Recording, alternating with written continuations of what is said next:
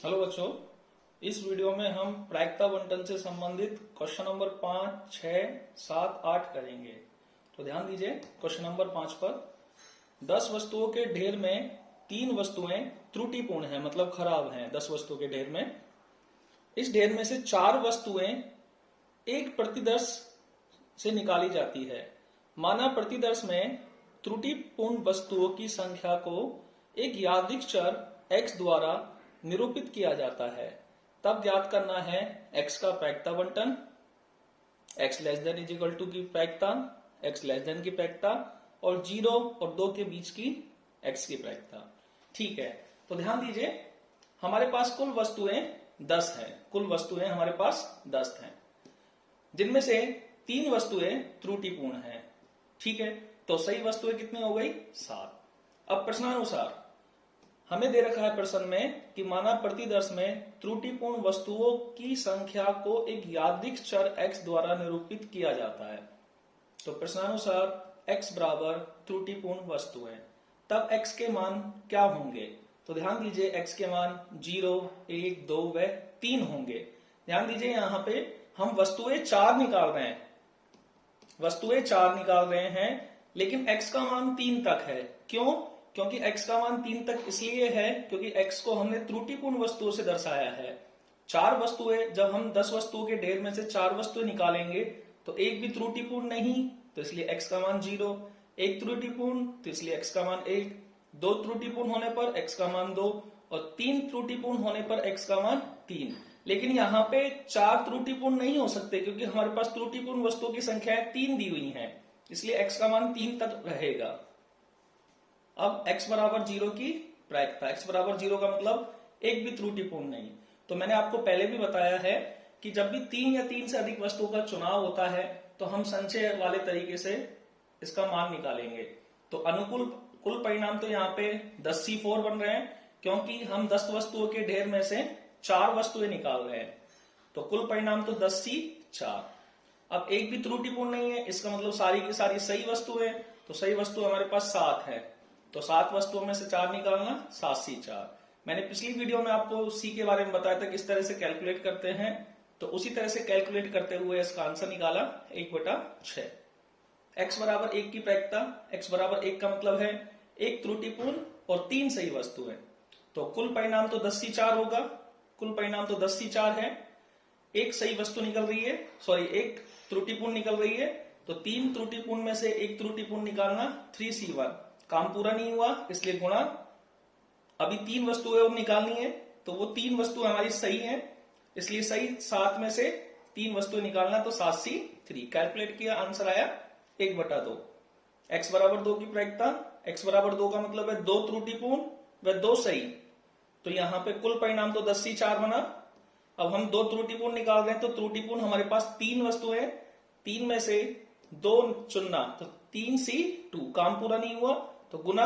अब बाकी की जो शेष 2 सही वस्तुएं निकालनी है, जो 2 वस्तुएं बच रही हैं वो 2 सही हैं, तो सही कितने में से निकालेंगे? 7 में से, तो 7C2। तो कैलकुलेट किया, आंसर आया 3/10। x बराबर 3, x बराबर 3 का मतलब है 3 त्रुटिपूर्ण वस्तुएं व 1 सही। तो हमारे पास टोटल 3 त्रुटिपूर्ण वस्तुएं, 3 में से हमें 3 चुननी है, तो 3C3। काम पूरा नहीं हुआ इसलिए गुना, शेष एक वस्तु 7 में से निकालेंगे तो 7C1 और बटा में कुल परिणाम 10C4। कैलकुलेट किया, आंसर आया 1/30। तो पहला सवाल है x का प्रायिकता बंटन, तो अतः प्रायिकता बंटन x के मान लिख दिए 0, 1, 2, 3। x बराबर 0 के संगत प्रायिकता 1/6, x बराबर 1 के संगत प्रायिकता 1/2, x बराबर 2 के संगत प्रायिकता 3/10 और x बराबर 3 के संगत प्रायिकता 1/30। ठीक है, अब हमें दूसरा क्वेश्चन हल करना है x less than is equal to 1। तो x less than is equal to 1 का मतलब है x का मान 0 भी होगा प्लस x का मान 1 भी होगा, तो दोनों की प्रायिकता को योग 1/6 प्लस 1/2 बराबर 2/3।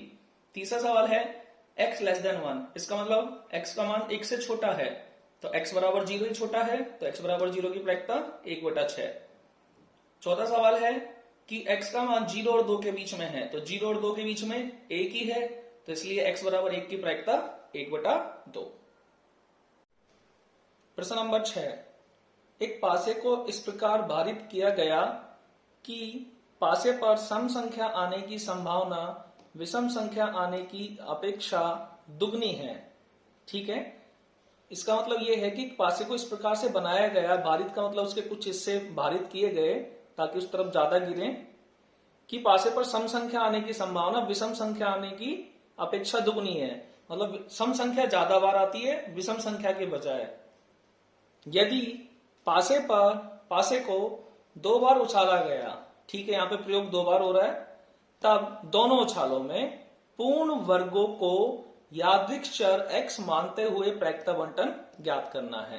तो यहाँ पे पूर्ण वर्ग, यहाँ पे हमें यादृच्छिक चरों को किसको मानना है? पूर्ण वर्गों को। ये पूर्ण वर्ग क्या होते हैं? तो ध्यान दीजिए, पासे में 1 से लेके 6 तक संख्याएं होती हैं, 1 2 3 4 5 6। तो हमें उन संख्याओं को देखना है जो किसी का वर्ग है पूरे पूरे। तो ध्यान दीजिए, 1 का वर्ग होता है और 4 जो होता है वो 2 का वर्ग होता है। तो यहाँ पे पूर्ण वर्ग संख्याएं 1 और 4 होंगी। ठीक है, तो हम उत्तर की तरफ चलते हैं। तो हमें प्रश्न में दिया हुआ है, प्रश्न में, कि सम संख्या आने की संभावना विषम संख्या के अपेक्षा दुगनी है।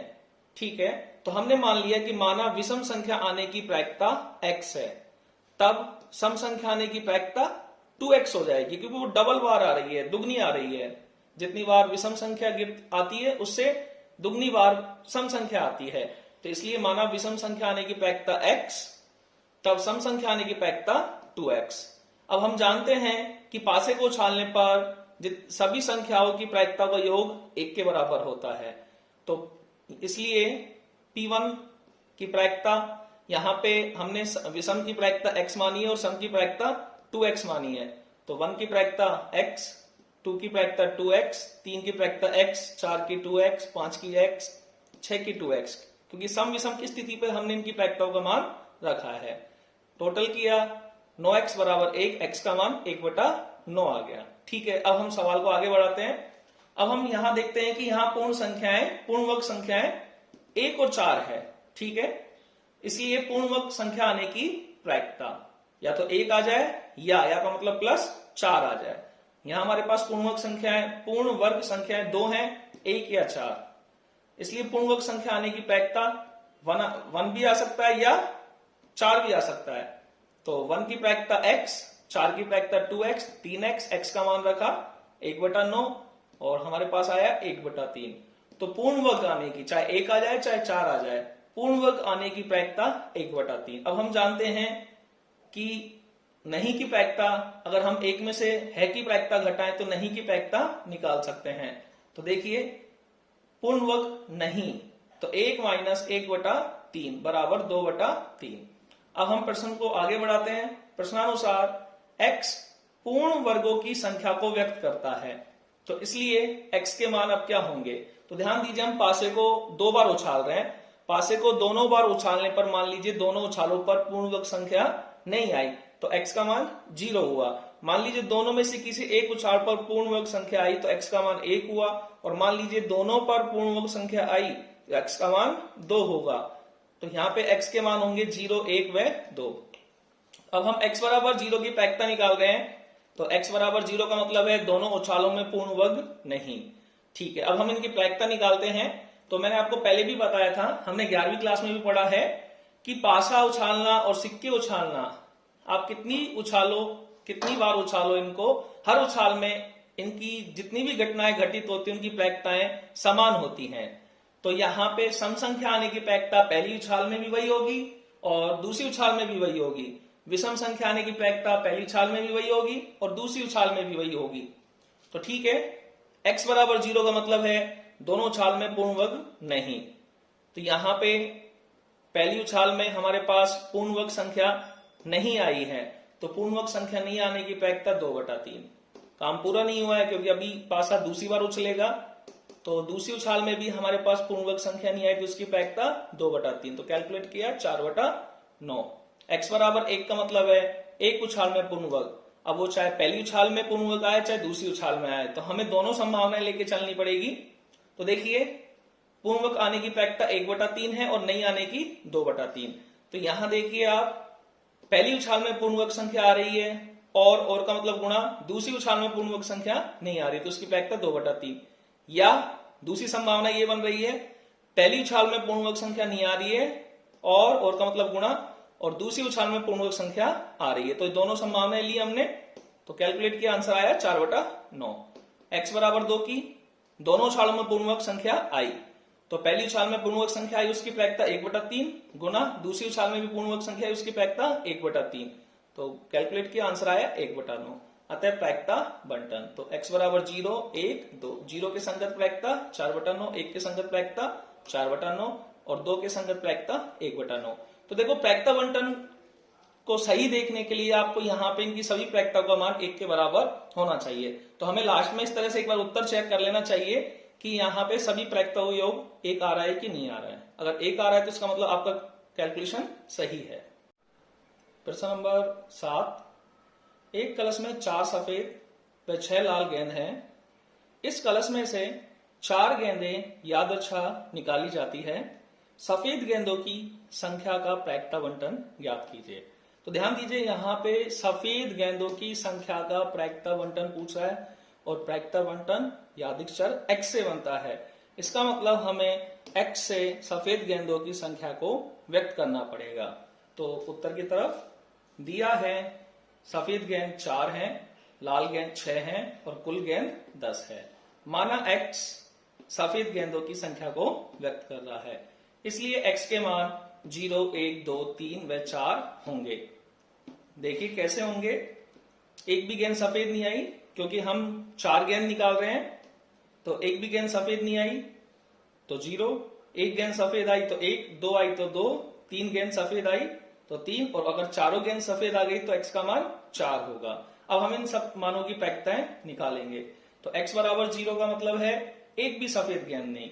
तो ध्यान दीजिए, पिछली वीडियो में भी मैंने पहले बताया था कि 3 या 3 से अधिक चीजें जब चुनी जाती हैं तो हम संचय वाले सूत्र का उपयोग करते हैं, मतलब C वाले सूत्र का उपयोग करते हैं। तो यहाँ पे कुल परिणाम 10C4 है क्योंकि हम 10 गेंदों में से 4 गेंदें निकाल रहे हैं। कुल 10 गेंदें हैं जिनमें से हम 4 गेंदें निकाल रहे हैं, तो कुल परिणाम 10C4 बनेगा। अब एक भी सफेद नहीं है, इसका मतलब सारी चारों की चारों लाल हैं, तो 6 लाल हैं हमारे पास, तो 6C4, तो अनुकूल परिणाम 6C4 बना। कैलकुलेट किया, आंसर आया 1/14।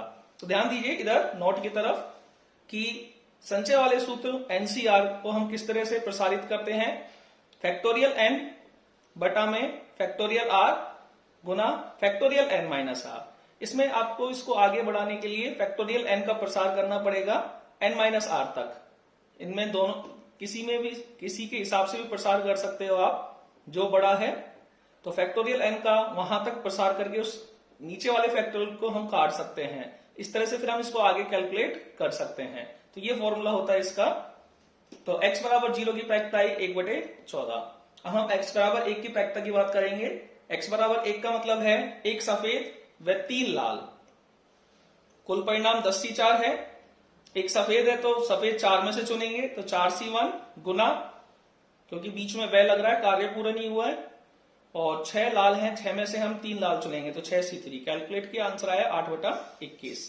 x बराबर 2 का मतलब है 2 सफेद व 2 लाल, तो कुल परिणाम तो 10C4 ही होंगे। यहाँ पे 2 सफेद चुन रहे हैं तो 4 में से 4C2 गुना 6 लाल चुन रहे हैं, वो सॉरी 2 लाल चुन रहे हैं तो 6C2। कैलकुलेट किया, आंसर आया 3/7।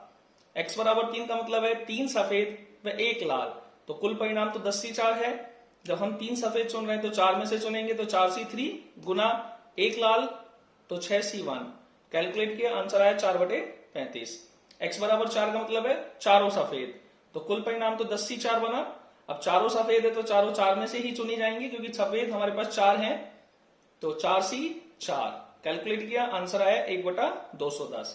अतः प्रायिकता बंटन 0, 1, 2, 3, 4 ये x के मान है और इनकी संगत इनकी प्रायिकता x बराबर 0 की 1/14, x बराबर 1 की 8/21, 2 की 3/7, x बराबर 3 की 4/35 और x बराबर 4 की 1/210। प्रश्न नंबर 8, पासे के एक जोड़े को 3 बार उछालने पर द्विको का मतलब डबलेट्स का मतलब होता है जैसे पासे के जोड़े को उछाल रहे हैं तो 1-1, 2-2, ये डबल आना की संख्या का प्रायिकता बंटन ज्ञात करो। तो ध्यान दीजिए, हम प्रायिकता बंटन किसका ज्ञात कर रहे हैं? द्विकों की संख्या का। तो इसका मतलब हमें x को द्विकों की संख्या से व्यक्त करना पड़ेगा। अब हम पासे के एक जोड़े को 3 बार उछाल रहे हैं। तो पासे के बारे में मैंने आपको पहले भी बताया था कि पासे और सिक्के ऐसे प्रयोग हैं जिनमें किसी घटना की प्रायिकता हर उछाल में समान रहती है। तो हम पासे के एक जोड़े को एक बार उछालने पर विचार करते हैं। तो पासे के एक जोड़े को एक बार उछालने पर कुल परिणाम 6 की घात 2 बराबर 36 होते हैं। चाहे एक जोड़े को एक बार उछालो, चाहे एक पासे को 2 बार उछालो, तो 6 की घात 2 बराबर 36। द्विक आने के अनुकूल परिणाम 6 होते हैं। कौन कौन से हैं? देखिए, पासे के एक जोड़े को उछाल रहे हैं तो पहला पासा और दूसरा पासा, तो जोड़ा पहला होगा, जोड़े में एक पहला होगा, एक दूसरे नंबर पे होगा। तो दोनों पर एक एक आ जाए, 2 2 आ जाए, 3 3 आ जाए, 4 4 आ जाए, 5 5 6 6। तो ऐसे हमारे पास कुल परिणाम 6 बने। ठीक है, द्विक आने के अनुकूल परिणाम 6। तो इसलिए प्रायिकता द्विक आना 6/36 बराबर 1/6। द्विक नहीं आना तो 1 में से घटा देंगे, 1 - 1/6 बराबर 5/6। अब प्रश्न के अनुसार चलते हैं हम। प्रश्नानुसार हमने माना x द्विकों की संख्या को व्यक्त करता है, इसलिए x के मान 0 1 2 व 3 होंगे। कैसे होंगे? हम पासे के जोड़े को 3 बार उछाल रहे हैं यहाँ पे हम, तो x का मान 3 तक मिल सकता है हमें। अब देखिए x का मान 0 1 2 3 कैसे हुआ? हमने पासे को 3 बार उछाला और तीनों उछालों में हमें द्विक नहीं आया, तो x का मान 0 हो गया। पासे की 3 उछाल में से किसी एक उछाल पर हमें द्विक आया तो x का मान 1 हो गया। इस प्रकार x का मान 2 व 3 होगा। तब x बराबर 0 की प्रायिकता, x बराबर 0 का मतलब है तीनों उछाल में द्विक नहीं आया।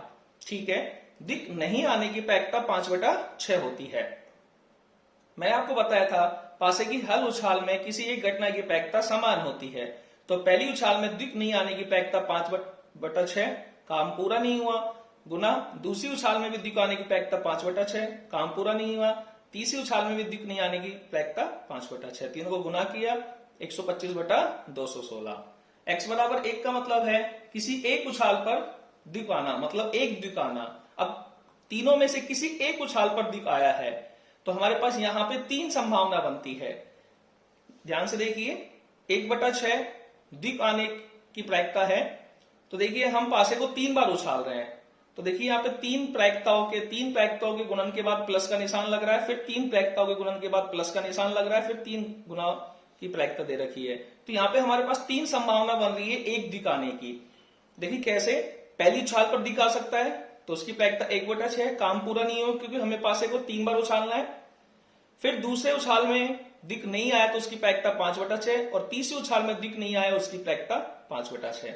तो यहाँ पे एक द्विक आया वो हमें पहली उछाल में मिला, या ऐसी संभावना हो सकती है, प्लस ऐसी संभावना हो सकती है कि हमें द्विक आना दूसरी उछाल में मिला है, द्विक आना, तो उसकी प्रायिकता देखिए आप यहाँ पे दूसरे नंबर पे 1/6 आ रहा है।